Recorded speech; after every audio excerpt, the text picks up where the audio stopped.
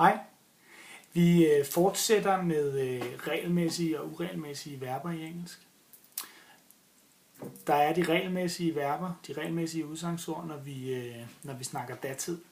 De får en endelse, der hedder ed på, og de uregelmæssige, de findes på listen over uregelmæssige verber. Jeg har taget min mobil med her, og der har jeg simpelthen bare skrevet uregelmæssige verber på Google. Første hit, uregelmæssige verber. Så kommer der en lang liste, jeg zoomer lidt ind her, og der står de alle sammen. Første kolonne, det er grundformen, det er det, der hedder at gøre noget, men den kan også bruges i nutid. Imperfektum herovre, det er den, der hedder datid. Så den liste kan vi bruge for at finde ud af, hvad de her to sætninger skal være på engelsk. Her der står der spiste, det vil sige at spise på datid. Og vi ved jo alle sammen, at spise, det hedder to eat. To eat. Vi går simpelthen ind på listen, finder ud af, står eat der? Det må man sige, den gør lige der. Så eat, det er et uregelmæssigt udsagnsord, og i kolonne 2, der står der, at det hedder ate.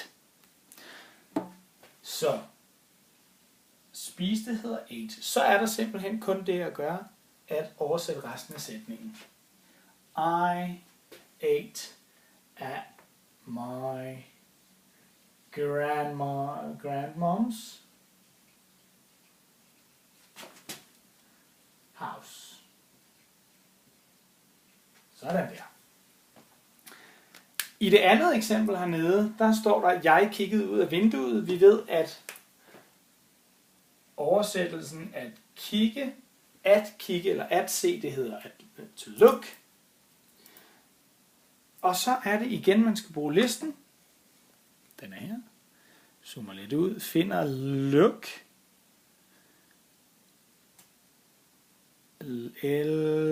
L-O, lose. Nu er der M bagefter. Det vil sige, at look står der ikke. Og det vil sige, hvis det ikke står på denne her liste, så er det et almindeligt, regelmæssigt udsagnsord. Og regelmæssige udsagnsord, det ved I også alle sammen. Der skal man tilføje ed på. Og så er der tilbage at oversætte resten af sætningen. I looked out the window.